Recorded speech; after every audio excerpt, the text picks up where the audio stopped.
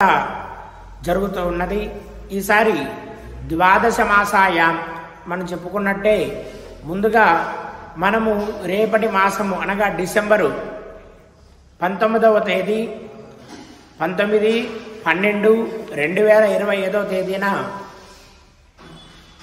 ఆ రోజుకి 12వ మాసం నిండి అనగా 1 సంవత్సరం పూర్తవుతుందన్నమాట. అప్పటికి కనుక సద్గురు సేవా సంస్థ వారు కృష్ణయ్య గారు అదే విధంగా జగన్మాత యొక్క కరుణా కటాక్షాలతో ఈసారి లోకశాంతి కోసమై లోక కళ్యాణార్థమై విశ్వాస్వరూపిణైనటువంటి భగవతి శ్రీ మహాకాళి మహాలక్ష్మి మహాసరస్వతి స్వరూపిణైన శ్రీ శ్రీ శ్రీ చండికా పరదేవత యొక్క హోమ కార్యక్రమం సంకల్పించి ఉన్నారు. ఆ హోమం చండీ హోమము అనగా ఈ కలియుగములో కలౌ చండో వినాయక, ఈ కలియుగమునందున కలి ప్రభావం నుంచి బయటపడి మన జీవన్మార్గంలో వచ్చేటువంటి సమస్తమైనటువంటి బాధలు తొలగి సుఖశాంతులతోనూ పుత్ర పౌత్రులతోనూ ధన ధాన్య వృద్ధితోనూ సర్వత్రా విజయము చేకూరటం కోసం అమ్మవారి యొక్క చండీ సప్తశతి అనగా 700 శ్లోకములతో అమ్మవారికి 13 అధ్యాయాలుగా విభజించి ఆ అమ్మవారికి ప్రప్రథమంగా 1వ అధ్యాయం మహాకాళి స్వరూపం, 2, 3 వచ్చేసరికి అమ్మవారు మహాలక్ష్మి స్వరూపము, 4వ అధ్యాయంలో అమ్మవారు మహిషాసురుణ్ణి అధ్యాయమునందున మహిషాసురుణ్ణి మర్దన చేసి 4వ అధ్యాయములో భక్త ప్రజలకి సర్వ ఇంద్రాది దేవతలకి వరాన్ని ప్రసాదించేటువంటి 4వ అధ్యాయం, 5వ అధ్యాయం మహాసరస్వతి. ఇది పిల్లలకు చాలా చక్కగా ఉపయోగపడుతుంది.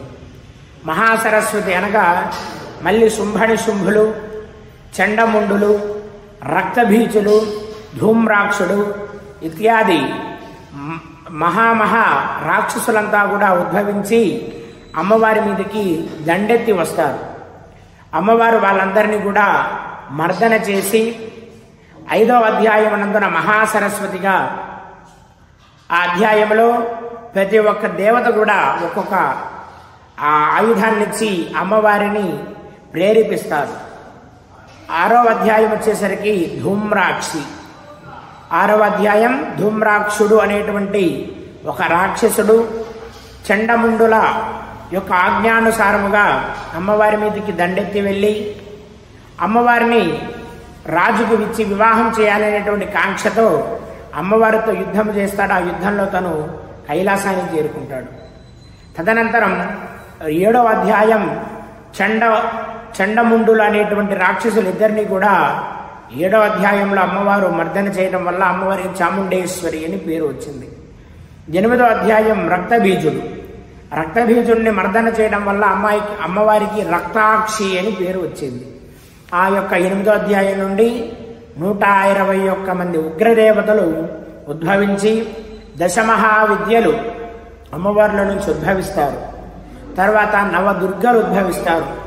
అష్టదిక్పాలకులుగా ఉన్నటువంటి ఇంద్రాది అష్టమూర్తులు ఉద్భవిస్తారు, అష్టశక్తులు ఉద్భవిస్తారు.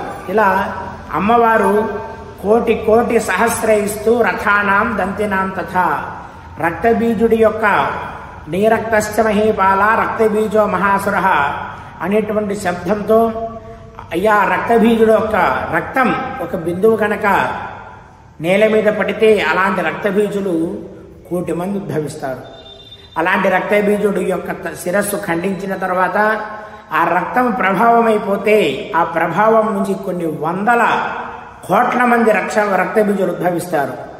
ఆ సమయమున అమ్మవారు జిహ్వ అనగా నాలికని ఆ యొక్క జరిగేటువంటి రణరంగమంతా కూడా వ్యాపింపచేసి అమ్మవారిలో ఉన్నటువంటి సమస్త శక్తులు ఉద్భవింపజేసి ప్రతి ఒక్కరిని కూడా యుద్ధం చేసి ఆ రక్తబీజుడి యొక్క రక్తాన్ని భూమి మీద పడకుండా అమ్మవారు స్వీకరిస్తూ ఉంటుంది.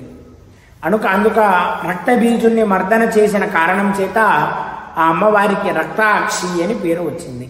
తర్వాత శుంభని శుంభులు అనేటువంటి 2 రాక్షసులు 9, 10 అధ్యాయంలో వస్తారు. 9, 10 అధ్యాయంలో శుంభనిశుంభులు రావటం వల్ల అమ్మవారు శుంభనిశుంభులను మర్దన చేసి చాముండేశ్వరి శుంభనిశుంభమర్దిన్యే నమః అని యొక్క నామకరణం జరిగింది. తర్వాత ఆ ఉగ్రరూపిని శాంతింపజేయడం కోసమై అమ్మవారిని స్తుతిస్తారు ఇంద్రాది దేవతలంతా కూడా. సర్వమంగళ మాంగళ్యే శివే సర్వార్థ సాధికే శరణ్యే త్రయంబికే గౌరీ నారాయణి నమోస్తుతే అనేటువంటి మంత్రము చేత సృష్టి స్థితి వినాశానాం శక్తిభూతే సనాతని గుణాశ్రయే గుణమయే నారాయణి నమోస్తుతే అనే యొక్క మంత్రముల చేత, అలాగే సర్వస్వరూపే సర్వేశే సర్వశక్తి సమన్వితే భయేభ్యస్త్రాహినో దేవి దుర్గే దేవి నమోస్తుతే ఈ మంత్రముల చేత ఆ జగన్మాతని స్తుతిస్తారు ఇంద్రాది దేవతలంతా కూడా. ఆ స్తుతికి అమ్మవారు నారాయణిగా మారి ఆ అమ్మవారు ఆ యొక్క 11వ అధ్యాయం అంతా కూడా సర్వనారాయణ్యై నమః సమస్త లోకములకన్నిటికీ కూడా జగన్మాత అయినటువంటి ఆదిపరాశక్తి చాముండేశ్వరి యొక్క ఉగ్రరూప తదనంతరం వచ్చిన అవతారం వైష్ణవి అమ్మవారి అవతారం. అందులో నుంచి బాలా త్రిపుర సుందరి పరదేవత ఉద్భవించింది. ఆ బాలా త్రిపుర సుందరి అమ్మవారి అధ్యాయం 12వ అధ్యాయం. 12వ అధ్యాయం అంతా కూడా అమ్మవారి యొక్క అనుగ్రహం అనగా సాక్షాత్తుగా ఆ చాముండి పరదేవత శాంతబడి పలికినటువంటి వాక్యం. అందుకే దేవీ వాక్యం నామద్వాదశ అమ్మవారు పలికినటువంటి మాటలు కనుక, చెప్పినటువంటి మాటలు కనుక అమ్మవారికి ఆ అధ్యాయంలో భగవతి వాక్యం అనగా మాట్లాడటం, చెప్పటం. వాక్యం నామ ద్వాదశ. 13వ అధ్యాయం ఆ అమ్మవారు పూర్తిగా శాంతబడి పరిపూర్ణమైనటువంటి జగన్మాతయై శ్రీ బాలా త్రిపుర సుందరి పరదేవతయై శ్రీ విద్య పరదేవతయై శ్రీ బాలా త్రిపుర సుందరి పరదేవతయై విశేషమైనటువంటి అవతారాలన్నీ కూడా ధరింపజేసి ఎలా ఉంది అంటే దుర్గా భవానీ గాయత్రి కాళీ లక్ష్మీ సరస్వతి రాజరాజేశ్వరి బాల శ్యామల లలితాదశ ఈ దశ విద్యలన్నీ కూడా శాంతపరుచుకొని అమ్మవారు ప్రశాంతమైన త్రిపుర సుందరిగా భక్తులకు కటాక్షమిచ్చేటువంటి అధ్యాయం 13వ అధ్యాయం. ఈ అధ్యాయానికి వరప్రసాదం నామ 13 అంటే అమ్మవారు దీన జనుల కోసమై అనేక రకాలుగా అనేక సృష్టి కోసమై సృష్టిలో ఉన్న ప్రతి యొక్క ప్రాణి కోసమై అమ్మవారు అప్పటి నుంచి కూడా ఇప్పటిదాకా కూడా అమ్మవారు రక్షణిగా ఉన్నది. ఇప్పుడు మన యొక్క సద్గురు సేవా సంస్థ వారు నిర్వహించేటువంటి డిసెంబర్ నెలలో 19/12/2025 తేదీన ఉదయం 7 గంటలకి ఈ కార్యక్రమం ప్రారంభమవుతుంది. అమ్మవారి యొక్క కలశ స్థాపన ముందుగా గోపూజ కార్యక్రమం జరుగుతుంది. గోపూజ అయిన తర్వాత గురువందనమైన తర్వాత విఘ్నేశ్వర పూజ అనంతరం పుణ్యాహవాచనానంతరం మాస కంకణ ధారణ అనంతరం భగవద్దేవత కలశ స్థాపనలు, ఆవాహిత మహాకాళి మహాలక్ష్మి మహాసరస్వతి పరదేవత యొక్క కలశ స్థాపనలు, తదనంతరం అమ్మవారి యొక్క కలశములకు అభిముఖంగా ఉన్నటువంటి యజ్ఞగుండమున అగ్ని ప్రతిష్ఠ అయిన తదనంతరం ప్రతి మాసము చేసేటువంటి లక్ష్మీ గణపతి హోమము, మృత్యుంజయ హోమము, అలాగే రుద్రహోమము, సుదర్శన హోమము, మహాలక్ష్మి హోమము, నవగ్రహ హోమము, ఈ హోమ కార్యక్రమాలు పరిపూర్ణమైన తర్వాత అమ్మవారికి ప్రీతికరముగా ఆ రోజు మన అదృష్టం ఏమయ్యా అంటే ఈ మాసముతో 12 నెలలు పూర్తవుతాయి. ఈ యొక్క సద్గురు సేవా సంస్థ వారు నిర్వహిస్తున్నటువంటి ప్రజాసేవ, ఈ యొక్క సేవనందున ధన్వంతరి సేవ, ప్రజాసేవ, అనేక రకాల సేవ కార్యక్రమాలు ఈ సద్గురు సేవా సంస్థ వారు నిర్వహిస్తున్నారు.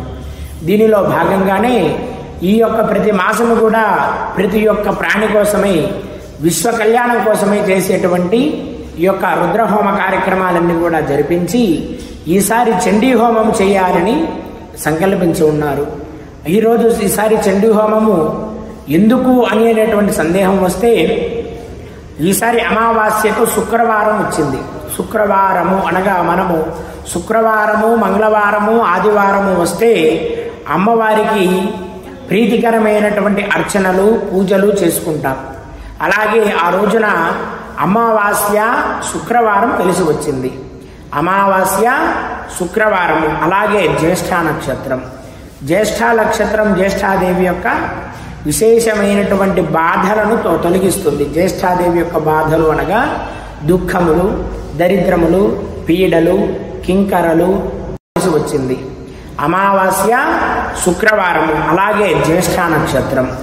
జ్యేష్ఠ నక్షత్రం జ్యేష్ఠాదేవి యొక్క విశేషమైనటువంటి బాధలను తొలగిస్తుంది. జ్యేష్ఠాదేవి యొక్క బాధలు అనగా దుఃఖములు, దరిద్రములు, పీడలు, కింకరలు, గ్రహ బాధలు, నరబాధలు, రుణబాధలు, ప్రయోగ బాధలు, శత్రు బాధలు, అకాల మృత్యు బాధలు, అకాల ప్రాణగండ బాధలు, శరీరంలో వచ్చేటువంటి ప్రయోగిత సర్వ రుగ్మత శరీర బాధలు, అలాగే దుష్టుల వల్ల మనకు కలిగేటువంటి ఆపదలు, శత్రువుల వల్ల ఊహించకుండా వచ్చేటువంటి ఉపద్రవములు, అలాగే మన భారతావనికి అనుకోకుండా వచ్చేటువంటి ఉపద్రవములు, విశేషమైనటువంటి ఇంకా ఎన్నో ఉన్నాయి. అందుకే అమ్మవారు ఈ చండీ చేస్తే ఏమిస్తుంది అని గనక మనము ఒకసారి మనం గనక విచారించినట్లయితే అమ్మవారు ఏమిస్తుందయ్యా అంటే సర్వబాధా ప్రశవనం త్రైలోక్యస్యాఖిలేశ్వరి ఏవమేవ త్వయా కార్యం తస్మద్వైరి వినాశనం.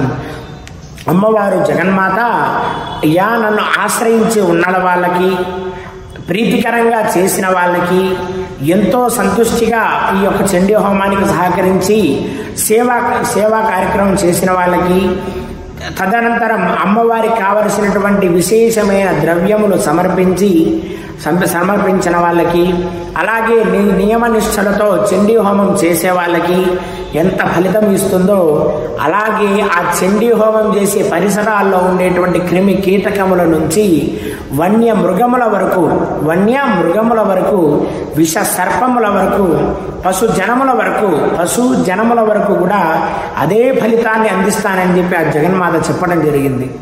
ఈ చండీ హోమము విశేషమైనటువంటి ఫలితం అందజేస్తుంది. ఎందుకయ్యా అంటే ఇవాటి రోజులో చండీ హోమం తెలియని వాళ్ళు ఎవరూ లేరు. ఎందుకంటే ప్రతి చోట కూడా చండీ యాగములు, శతచండీ యాగములు, ఐకచండీ యాగములు, సహస్రచండీ యాగములు, ఈ యాగములన్నీ కూడా జరుగుతూ ఉన్నాయి. కనుక ప్రతి ఒక్కరికి కూడా చండీ హోమం గురించి అవగాహన ఉన్నది. కనుక ప్రతి ఒక్కరు కూడా మనము రేపటి నెల చేయబోయేటువంటి 19/12/2025 తేదీన శుక్రవారము, అలాగే అమావాస్య కలిసి వచ్చింది. అమావాస్య శుక్రవారం కనుక కలిసి వస్తే మనకు దీర్ఘకాలికంగా ఉండేటువంటి అనేక సమస్యలు తొలగిపోతాయి. అనేక సమస్యలు అనగా ప్రతిదానికి కూడా ఒక పరిష్కారం ఉన్నట్టు అన్నిటికీ కూడా పరిష్కారం జగన్మాత పాదసేవే. కనుక ఆ అమ్మవారి యొక్క చండీ హోమ కార్యక్రమం సద్గురు సేవా సంస్థ వారు, అలాగే కృష్ణయ్య గారు అందరూ కూడా ఈ యొక్క కార్యక్రమంలో విశేషమైనటువంటి కృషి చేస్తూ ఈ 12 మాసములు గడిచినటువంటి 11 మాసములు, రేపు వచ్చే మాసం 12వ మాసం, అలాగే రేపు మాసంలో గడిచినటువంటి 11 మాసములుగా వెంకటే కృష్ణయ్య గారు విశేషమైనటువంటి జనుల యొక్క విశేషమైన అనేక రకాలైనటువంటి బాధలకు, అనేక రకాలైనటువంటి కష్టములకు కూడా నివారణ చేయడం జరిగింది. నాకు తెలిసిన వారు అనగా ఈ యొక్క సేవా సంస్థకు వచ్చి ఈ సేవా సంస్థలో సహాయం చేయగా ఒక అమ్మాయికి, మార్వాడీల అమ్మాయికి వివాహం జరిగింది. ఆ అమ్మాయికి 4 అడుగుల 3 అంగుళాలు ఎత్తుంటుంది అమ్మాయి. ఆ అమ్మాయికి కూడా ఈ సంస్థ నందున వాళ్ళ నాన్నగారు చేసినటువంటి సేవకి ఆ భగవంతుడు సాక్షాత్తుగా మల్లికార్జున మహాస్వామి వారు అనుగ్రహించి ఆ పాపకు వివాహం జరిగింది. ఇంకొంతమందికి కూర్చున్న వాళ్ళకి సంతానం కలిగింది. కొంతమందికి విశేషమైనటువంటి క్రతువులు జరిగాయి. ఇంకా ఎన్నో కార్యక్రమాలు జరిగాయి. అంతా కూడా కల్మషం లేకుండా చేసేటువంటి ఆ భగవతి యొక్క పూజా ఫలితం వల్ల అంతా కూడా చేకూరింది. ఈ యొక్క సంస్థను స్థాపించినటువంటి మహనీయులు, మహాత్ములైనటువంటి మహారాజశ్రీ వెంకట కృష్ణయ్య గారు ఈ యొక్క సంస్థ నందున చాలామంది వికలాంగులకు అన్నదాన కార్యక్రమములు, అలాగే విశేషమైనటువంటి వైద్య సేవ, ఈ రోజుల్లో వైద్య సేవ దొరకడం అనేది చాలా కష్టమైన పని. అలాంటిది ఉచితమైనటువంటి వైద్య సేవలు, అలాగే ఉన్నతమైనటువంటి ధన్వంతరి విద్యను అభ్యసించినటువంటి వైద్యుల చేత ఆ యొక్క వైద్య సేవ చేపించటం, అలాగే విశేషమైనటువంటి ఇంకా ఎన్నో కార్యక్రమాలు చేస్తున్నారు. కనుక మనము ఈ నెలలో చేసేటువంటి చండీ హోమంలో సర్వజన భక్త మహాబృందాలన్నీ కూడా పాల్గొని ఆ జగన్మాత కరుణా కటాక్షాలకు పాత్రులు కావాలని మరీ విజ్ఞప్తి చేస్తున్నాం. అలాగే ఈసారి ఆ జగన్మాత యొక్క విశేషమైనటువంటి వారం కలిసి వచ్చింది. శుక్రవారము అమావాస్య జ్యేష్ఠ నక్షత్రంతో కలిసి రావడం వల్ల మనకున్నటువంటి మానవ ప్రయత్నంగా వచ్చేటువంటి సకల కష్టములు, సకల దరిద్రములు, సకల పాపములు, సకలమైనటువంటి క్షోభలు సమస్తం సర్వబాధ ప్రసవనమనిందా చెప్పి ఉన్నాను. సకల బాధల నుంచి, సకల దుఃఖముల నుంచి, సకల దరిద్రముల నుంచి, సకల ఉపద్రవముల నుంచి దేశాన్ని కాపాడేటువంటి జగన్మాత ఆదిపరాశక్తి అయినటువంటి శ్రీ మాతా చాముండేశ్వరి పరదేవత యొక్క చండీ సప్తశతి హోమము చేయదలిసినాము. కనుక ప్రతి ఒక్క భక్తుడు కూడా ఈ యొక్క కార్యక్రమంలో పాల్గొని అమ్మవారి అయ్యవారి యొక్క ఆశీస్సులతో సుఖ సౌఖ్య సౌభాగ్యాలతో ఉండుగాక. సర్వే జనా సుఖినో భవంతు. స్వస్తి ప్రజాభ్య పరిపాలయంతాం న్యాయేన మార్గేణ మయ్యం మహిషాః. గోబ్రాహ్మణేభ్య శుభమస్తు నిత్యం. లోకా సమస్త సుఖినో భవంతు. హరి ఓం తత్సత్.